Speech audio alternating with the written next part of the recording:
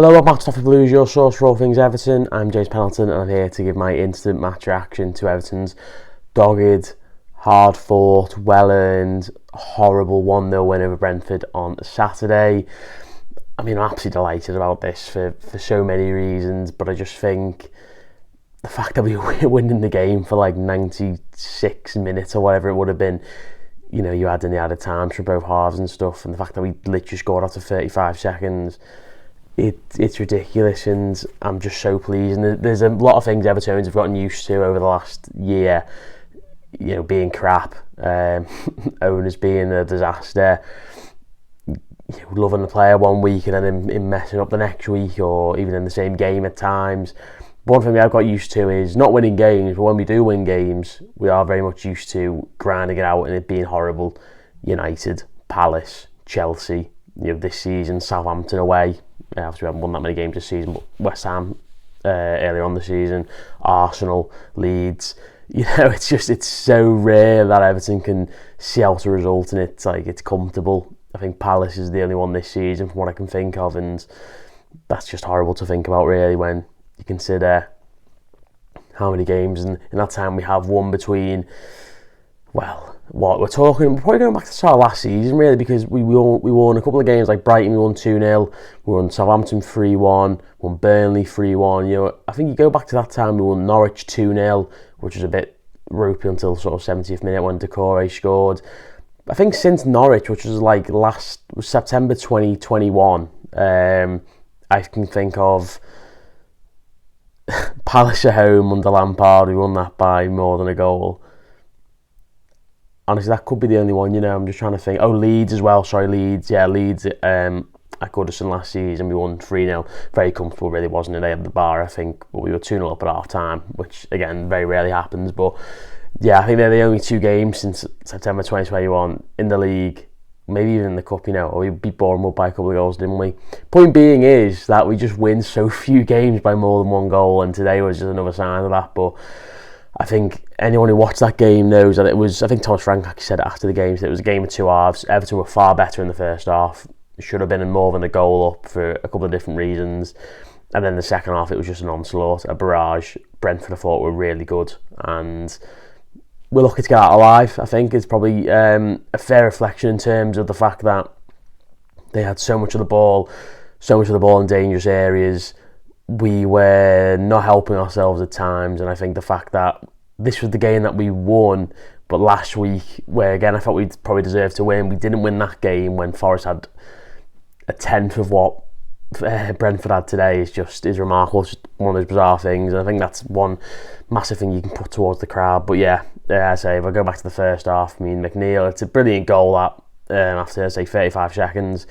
We started quick under Dyche, I felt, in terms of getting the ball under, getting it up the pitch quickly and trying to make something happen. But to score after half a minute is just ridiculous. And to anybody who doubted whether Sean Dyche should be Everton's manager, that goal today was just perfect Dyche ball. That's what we're going to call it. Like, the ball goes up the pitch, we win the 50-50 or the pie in the sky stuff, the one where it could go anywhere. Demarai Gray does really well. Iwobi, brilliant ball to Abdoulaye Decore, who, to be fair, has made a good run forward, and while it's not exactly slick and all in one movement, he gets the ball under and plays a good ball to McNeil, and it's a cracking finish from him. It's what I've wanted from him all season, to be fair, because he's got a great left foot, and left-footed players, you just always think are more of a shooter from distance, and so few players are left-footed that you always feel like they should do more from the edge of the area. But it's just brilliant from McNeil. Great finish, and I thought he was superb today.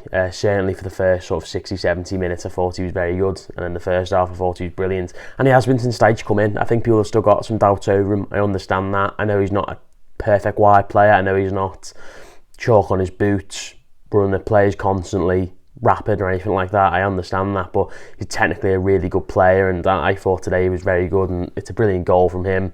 Made up for him, as I say. I think he's been massively improved since Dyche has come in, and I think we're looking at 4 goals and 2 or 3 assists this season for him, something like that. 3 goals, 2 or 3 assists. It's not been a bad debut season. I think we can all probably agree on that, and he's certainly getting better. But a brilliant finish, and that just set us up, didn't it, for what I think was a really decent first half. Onana should score when the ball comes back to him from Raya.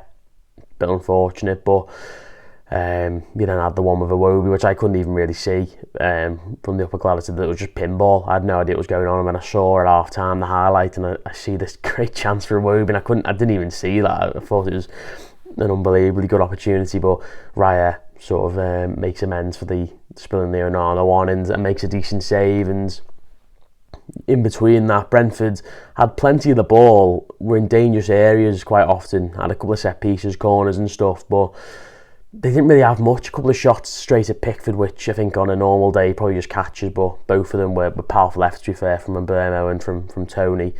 Both of them I thought were very good today, particularly Tony.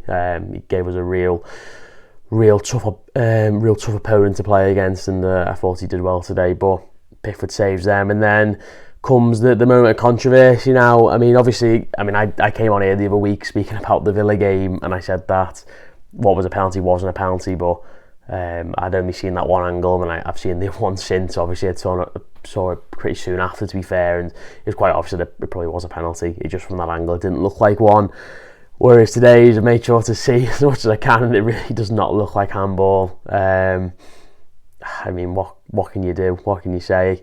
It's a good header from Tarkowski, and then it's a bit of a mess in the box, and then it's just booted against him. And it's one of them where if he's booted against him and he hits his arm and it goes in, you're kind of thinking, well, it's a bit unfortunate because it has just been thrashed at him and he's just reacted, or he's already stood in that position, he's not moving, it's just hit him, which is unfortunate, but it shouldn't count. But it looked like it hit his chest here, like his sort of pectoral here, and it's just gone in. It doesn't look like it's hit his arm or his hand or anything. And it's just so frustrating. But at the time, at the game, I'm sat up a Gladys, so I had no idea. I struggled to complain, and I always looked at the reaction of the players, and no one seemed to be that bothered, to be fair. I was disappointed, but Damari Graven on the replays I've seen doesn't really seem too against it. But as far as I can see, it looks like it hits his chest. And my dad seen another angle, he said, where it looks even more blatantly like it hit his chest.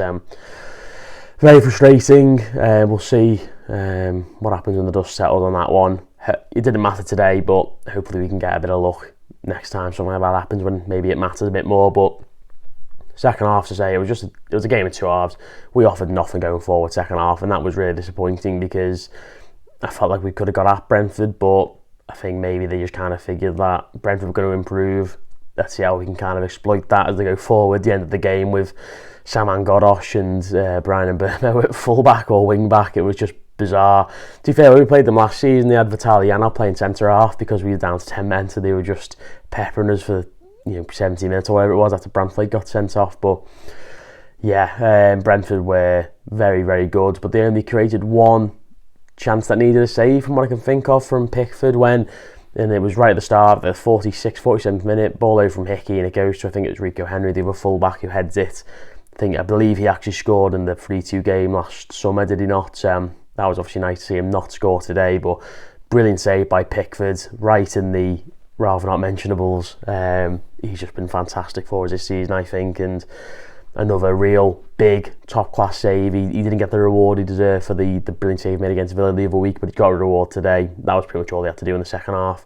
Brentford had the ball in some real dangerous areas, but I was surprised how little they created. But it's one of them where we look at Everton, you say, we haven't got a striker, we're playing Damari Gray up there, Neil Maupay comes on, he was there, he played 5 minutes, didn't he? He had very little to do. Ellis Sims has played games where, again, he's had very little where he can impact, or games when he has played longer, he's not looked anywhere near ready, which is fair enough. But Brentford had, by the numbers, probably the third best striker in the league playing for them today, and Ivan Toney. And sure, he made things tricky, he bullied Michael Keane first 10 minutes, but Keane got the better of him. I think it was a bit of give and take. I think it was, he got the better of him, Keane got the better of him. It was one of them where, a bit like Saliba and Calvert-Lewin the other week, Saliba, I think, had the better of Calvert-Lewin to start with, and then it became more even. It was a good battle. Same, I think, today. I feel like Michael Keane put in a decent shift, to Tarkowski up against him, but I was surprised at how little they created. But I just think that's probably because we were so good defensively today, and the whole team worked really hard. There's a couple of standout players. Obviously, if we're going for the player ratings, we'll look at that, but I thought Decore, Idrissa Gueye had a real tough couple of weeks. I thought they were both very good. I thought Tarkowski was good, Godfrey very solid, same with Coleman, and they dragged a couple of players through that game as well. I think the likes of Iwobi wasn't his finest game by any stretch. I thought Onana again was kind of a 5 out of 10. But I don't really mind if you win the game and your players can get out of the system and play better the next week. Then that's not a problem for me. So I was just made up, and I mean my life flashed before my eyes when I saw David Raya at the end there. I thought he was going to score and make it 1-1. That would just be typical Everton, but to be fair, I think we petered the game out really well. Brentford were far more threatening after sort of 70 minutes than they were after 90, and yeah, they were unbeaten in 13 games, I believe it was, which is the longest run in the Premier League, like the second or third, obviously behind, I think, Stade de Rennes, as everyone is well aware of on Twitter. But yeah, to beat them is a brilliant result. We've got Chelsea next, I believe, away from home, which won't be easy, but it's another week closer to Calvert-Lewin being back. It's another week where we've got to win, and Leeds haven't, and Palace haven't, who I think is important.